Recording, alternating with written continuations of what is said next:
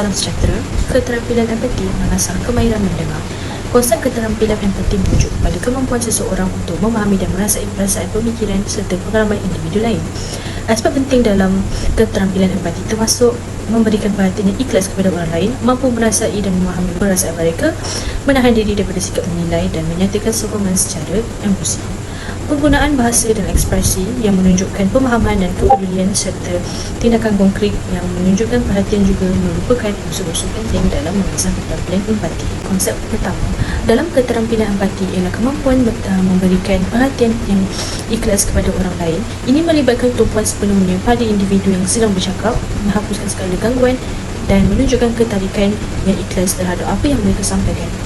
Dengan memberikan perhatian sepenuhnya, seseorang dapat membina hubungan yang lebih dekat secara emosional dan menunjukkan penghargaan terhadap individu tersebut. Dalam konteks ini, keterampilan empati mengajar untuk tidak hanya mendengar secara fizikal, tetapi juga secara emosional. Ini mencipta ruang untuk individu merasa didengar dan dihargai yang dapat memperkuatkan hubungan interpersonal. Kemampuan memberi perhatian yang tulus juga membantu membentuk dasar pemahaman yang lebih mendalam terhadap perasaan dan pengalaman orang lain, iaitu salah satu aspek utama dalam amalan empati. Konsep kedua pula, dalam keterampilan empati adalah kemampuan untuk merasai dan memahami perasaan orang lain. Ini melibatkan usaha aktif untuk mengenali dan memahami yang sedang dirasakan oleh individu lain serta berusaha untuk melihat dunia dari perspektif mereka. Dalam konteks ini juga, keterampilan empati mengajarkan kita untuk tidak hanya fokus pada diri sendiri, tetapi juga membuka diri untuk mengalami dan memahami pengalaman emosional orang lain. Dengan merasai dan memahami perasaan orang lain, seseorang dapat mencipta ikatan empati yang lebih dalam. Ini melibatkan kemampuan untuk mengidentifikasi dan mengenali perasaan seperti kegembiraan, kesedihan atau kecemasan yang mungkin alami oleh individu tersebut. Melalui kemahiran ini, seseorang dapat memberikan respons yang lebih tepat dan membangunkan hubungan yang lebih erat dengan orang lain. Di samping itu, konsep yang ketiga dalam keterampilan empati adalah tidak menilai orang lain secara langsung. Dalam konteks ini, keterampilan empati mengajar kita untuk menahan diri daripada menghakimi atau menilai tanpa pemahaman yang mencukupi. Hal ini mencerminkan sikap terbuka dan penerimaan terhadap perbezaan pandangan nilai atau pengalaman orang lain. Ketika seseorang mampu menahan diri dari sikap menilai, itu menciptakan ruang untuk pemahaman yang lebih mendalam. Ini memungkinkan individu untuk melihat situasi dari sudut pandang orang lain tanpa terpengaruh oleh prasangka atau stereotip. Sikap tidak menghakimi juga mencipta lingkungan yang lebih mendukung dan memudahkan orang lain untuk berbahagi pengalaman mereka tanpa takut dihakimi dengan menjaga sikap terbuka dan tidak menghakimi. Keterampilan empati dapat berkembang dengan lebih baik dan hubungan antara individu dapat tumbuh dengan lebih positif dan mendalam. Akhir sekali, konsep yang keempat dalam keterampilan empati adalah kemampuan untuk menyampaikan sokongan emosional kepada orang lain. Ini melibatkan ungkapan perhatian dan kepedulian terhadap perasaan dan pengalaman mereka. Dalam konteks ini juga, keterampilan empati mengajar kita untuk menjadi sumber sokongan yang positif dan membina hubungan yang erat. Untuk mengungkapkan sokongan emosional dapat dilakukan melalui kata-kata yang bijak, ekspresi wajah yang bersimpati atau bahasa tubuh yang menunjukkan pemahaman dan perhatian. Memberikan ruang bagi orang lain untuk berbicara tentang perasaan mereka tanpa takut dihakimi atau diabaikan juga merupakan bahagian penting dalam menyampaikan sokongan emosional. Keterampilan empati adalah menyampaikan sokongan emosional, membantu memperkuatkan koneksi emosional antara individu, menciptakan lingkungan yang mendukung dan meningkatkan kesejahteraan hubungan interpersonal. Sekian daripada saya, terima kasih. Assalamualaikum warahmatullahi wabarakatuh. Saya Najim binti Syahrudin akan menerangkan mengenai cara-cara untuk menjadi pendengar yang lebih bagus. Menjadi pendengar yang berhemah merupakan keterampilan penting dalam komunikasi seharian. Keterampilan ini tidak hanya membantu dalam memahami orang lain, tetapi juga memperkuatkan hubungan interpersonal. Terdapat beberapa kaedah untuk seseorang dapat memperolehi sifat-sifat pendengar yang baik. Antaranya ialah dengan memberikan perhatian yang sepenuhnya terhadap pihak yang kita sedang bersosial dengan. Pendengar yang berhemah memberikan perhatian penuh pada pembicara, elakkan daripada berikan respons atau jawapan yang boleh mengganggu sahabat tersebut. Dengarkan dengan sepenuh hati, fokus pada pembicaraan dan berikan isyarat bahawa anda sedang memberi perhatian yang penuh dan sedang berfokus, seperti dengan kekalkan kontak mata atau memberikan signal dari segi gerakan tubuh badan. Selain itu, seorang pendengar yang bagus tidak patut berikan penilaian yang terlalu cepat. Jangan terlalu cepat menilai atau membuat kesimpulan apabila seorang sedang bercakap. Lebih baik kita menahan diri dan berikan mereka peluang untuk menerangkan lebih lanjut sebelum anda membuat apa-apa pertimbangan. Ini membina suasana yang keyakinan, keterbukaan dan lebih selesa. Dan yang ketiga ialah kita patut meluruskan niat dengan mendengar orang lain memahami, supaya kita percaya, iaitu dengan niat yang kuat untuk bekerja keras. Kuatkan niat dalam mendengar untuk memahami apa yang orang lain ingin sampaikan, bukan sekadar membalas tanpa memahami. Dengarkan orang lain dengan fikiran yang terbuka, bukan dengan prasangka. Jika kita berkomunikasi dengan niat untuk memahami, kita tidak akan mengganggu orang yang kita bercakap sebelum dia menghabiskan ayat. Ini tidak bermakna kita tidak mempunyai hak untuk bertanya, tetapi kita tahu betul bila masa yang sesuai untuk bertanya. Soalan yang diajukan bukanlah untuk menyakiti orang yang kita bercakap, tetapi untuk memastikan mesej yang kita terima adalah mesej yang dikehendaki oleh yang orang kita bercakap dengan. Dengan mengaplikasikan mendengar untuk memahami, secara tidak langsung kita menjadi individu yang mendengar orang lain dengan niat yang ikhlas. Dan yang seterusnya, kita patut berikan refleks yang positif. Jika ada yang sedang menangis, balasan yang patut kita berikan ialah mungkin pelukan atau ayat-ayat yang baik, daripada kata-kata perintah yang menggalakkan seperti jangan menangis. Mengapa anda menangis? Menangis saja. Jadi jangan cuba menghalang mereka dari menangis, dan jangan tanya apa-apa jika mereka sedang mengalami situasi ini. Ini akan membuatkan orang yang kita bercakap dengan itu tidak selesa. Maka kita patut mungkin membuat mereka rasa tenang dengan pelukan, dengan kata-kata yang baik, kata-kata yang boleh menyedapkan hati mereka. Akhir sekali, kita patut memperolehi perasaan simpati dan empati. Tunjukkan bahawa anda mengambil berat dengan mengangguk kepala pada masa yang sesuai, supaya mereka tahu yang anda sedang mendengar. Katakan ya atau apa-apa balasan apabila mereka bercakap tentang sesuatu yang mereka mahu anda bersetuju dengan. Apabila mereka bercakap tentang tragedi atau sesuatu yang buruk yang berlaku kepada mereka. Menyebut kata-kata ini menunjukkan anda bukan sahaja mendengar, tetapi juga sedang memberi perhatian. Katakan kata-kata ini pada masa yang betul dan perlahan-lahan supaya anda tidak menjadi sesuatu gangguan. Cuba tarik sisi sensitif anda dan tenangkan mereka apabila masa sedang sukar. Tetapi sebaliknya, kebanyakan orang tidak mahu dikasihani. Oleh itu, tenangkan mereka, tetapi juga jangan menjadikan diri anda lebih tinggi daripada mereka. Kesimpulannya, terdapat pelbagai cara untuk kita menjadi pendengar yang berhemah. Dengan mengimplementasikan semuanya, seseorang dapat menjadi pendengar yang boleh mendukung komunikasi yang lebih efektif dan membangun hubungan yang lebih baik dengan orang-orang lain. Menjadi pendengar yang baik mempunyai kepentingan besar dalam komunikasi dan hubungan interpersonal. Terdapat beberapa alasan mengapa kebolehan menjadi pendengar yang baik adalah penting dalam kehidupan kita. Pertama sekali, dengan menjadi pendengar yang baik, kita dapat membina hubungan yang baik. Kebolehan ini dapat membantu kita untuk membangunkan hubungan yang berkualiti antara satu sama lain. Ini kerana orang yang suka membuka diri akan rasa dihargai dan dihormati apabila mereka sedar bahawa seseorang itu benar-benar memberi perhatian terhadap apa yang mereka katakan. Oleh itu, kita dapat memahami dengan lebih baik. Mendengarkan dengan teliti dapat membantu untuk memahami niat yang terkandung dalam percakapan mereka. Ini dapat membantu mewujudkan pemahaman yang lebih baik dan mendalam terhadap perasaan, pendapat dan pengalaman seseorang. Seterusnya, kepentingan menjadi pendengar yang baik adalah kita dapat mengurangkan salah faham dan dapat menguatkan komunikasi antara satu sama lain. Justru ini dapat membantu untuk memastikan bahawa maklumat ataupun mesej disampaikan dengan jelas dan difahami dengan betul. Walau bagaimanapun, perselisihan faham tetap akan berlaku dan tidak dapat dielakkan selalu. Oleh kerana itu, setiap pihak harus memberi kerjasama dan menumpukan perhatian sepenuhnya untuk memastikan tidak terjadinya konflik maupun salah faham. Selain itu, menjadi pendengar yang baik juga dapat menggalakkan komunikasi yang sihat.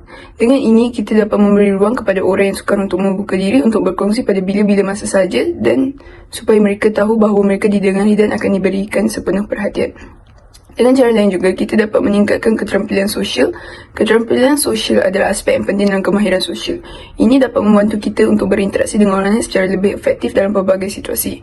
Akhir sekali, dengan menjadi pendengar yang baik, kita dapat memperoleh pengetahuan dan pemahaman baru. Sebagai kesannya, ini juga dapat menunjukkan bahawa kita dapat menghormat dan menghargai pendapat dan pandangan mereka tentang sesuatu topik.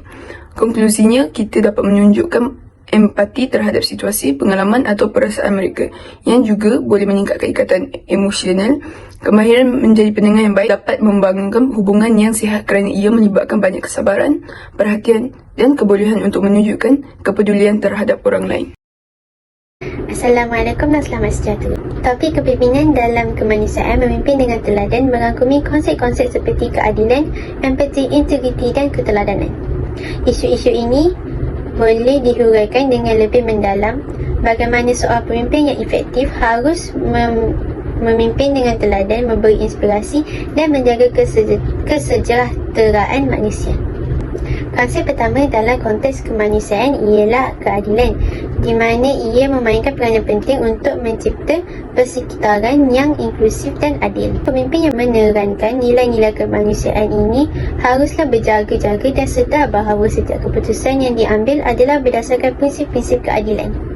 Ini melibatkan penilaian yang cermat terhadap fakta dan keadaan, serta kepastian bahawa semua individu diperlakukan dengan adil dan setara. Selain itu, pemimpin perlu memastikan bahawa setiap masyarakat dilayan sama rata, tidak kira latar belakang atau agama mereka. Oleh kerana itu, keadilan bukan hanya sekadar prinsip, tetapi menjadi asas utama untuk membentuk budaya kerja yang mendukung kesejahteraan dan perkembangan semua individu di bawah kepimpinan yang mencerminkan nilai-nilai kemanusiaan. Di samping itu, integriti juga memegang peranan utama dalam membentuk asas kepimpinan yang kuat dan dipercayai oleh masyarakat. Dalam konteks kepimpinan, integriti melibatkan penerapan nilai-nilai moral dan etika yang tinggi, di mana pemimpin harus memegang teguh prinsip-prinsip yang membimbing tindakan dan keputusan mereka.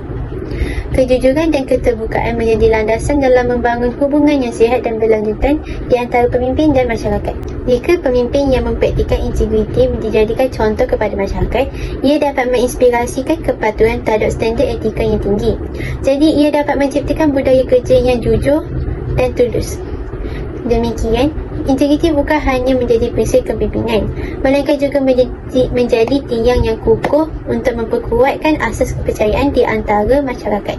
Tambahan pula, keteladanan merupakan konsep yang memegang peranan penting dalam memimpin. Pemimpin tidak hanya memimpin melalui kata-kata, tetapi juga memberikan contoh yang positif daripada tindakan mereka. Pemimpin yang memimpin dengan teladan dapat menunjukkan integriti dan konsistensi antara nilai-nilai yang dipegang dan dalam kelakuan harian mereka.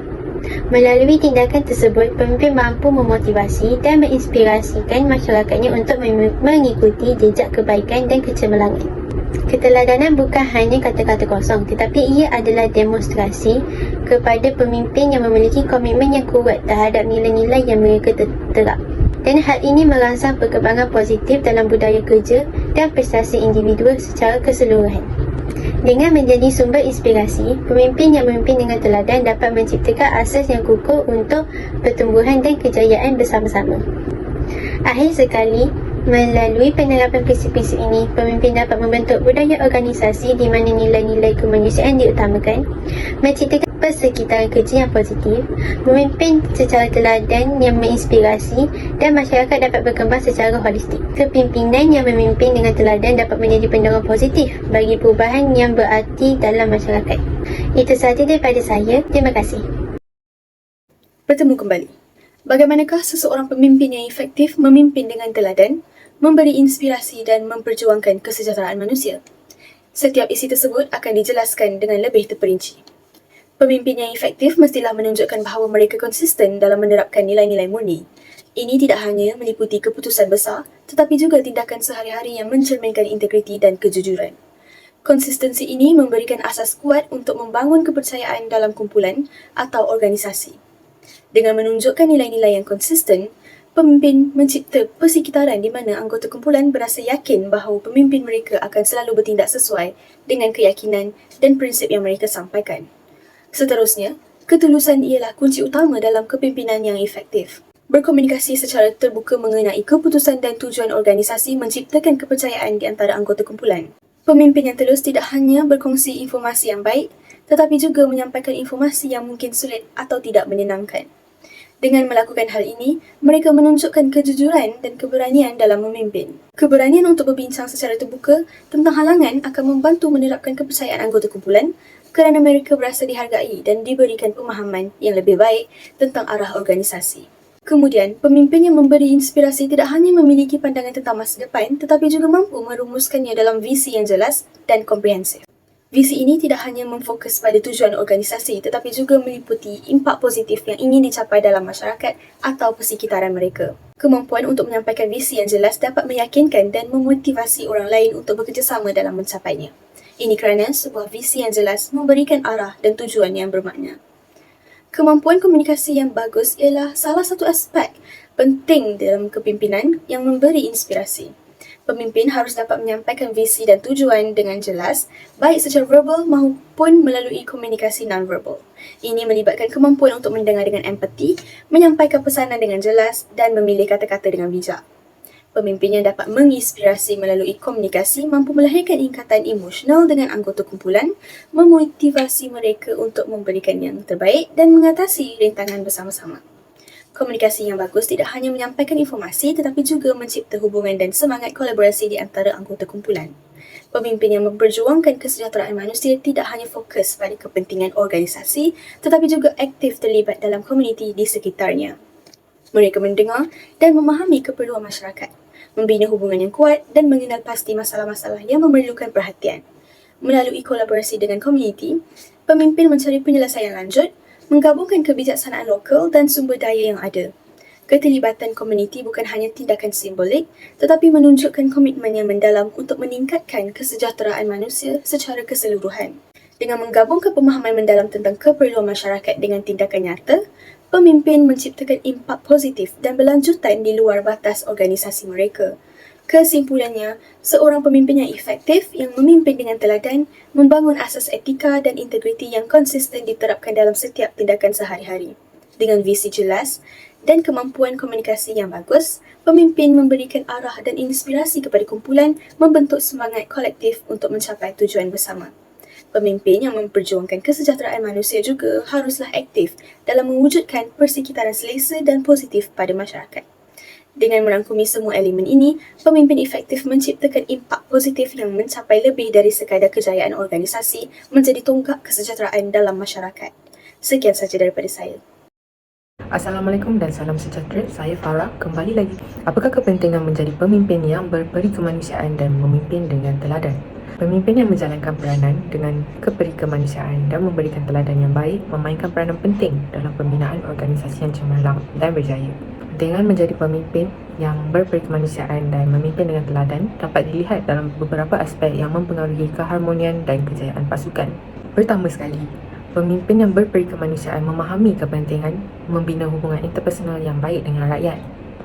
Mereka tidak hanya melihat rakyat sebagai alat untuk mencapai matlamat organisasi, tetapi juga sebagai individu dengan keperluan dan kebimbangan masing-masing.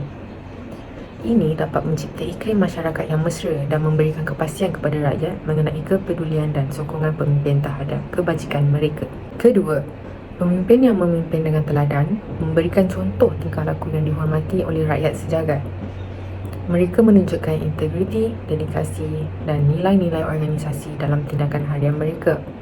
Dengan bersikap konsisten dengan nilai-nilai ini, pemimpin mencipta landasan yang kukuh untuk budaya korporat yang positif. Masyarakat cenderung menghormati dan mengikuti contoh pemimpin yang mampu mempraktikkan nilai-nilai yang dipegang.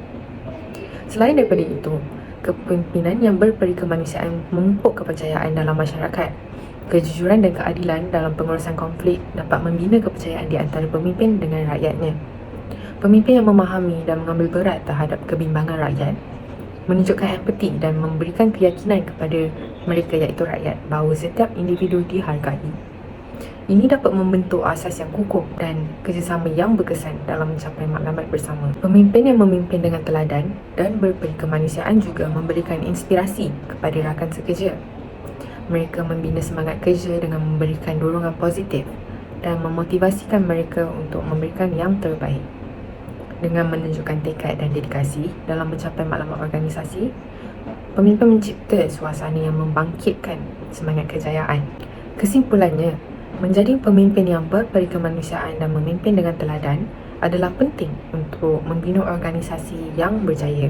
Pemimpin yang memahami kepentingan hubungan antara manusia, memberikan contoh tingkah laku yang baik, memupuk kepercayaan, memberikan inspirasi dan juga mencipta persekitaran kerja yang positif dan produktif. Dengan ini, kejayaan organisasi bukanlah hanya mencapai matlamat kewangan atau operasi tetapi juga mencipta komuniti rakyat yang bermakna. Dengan itu, berakhirlah berita kita pada hari ini. Salam hormat, selamat malam dan Assalamualaikum.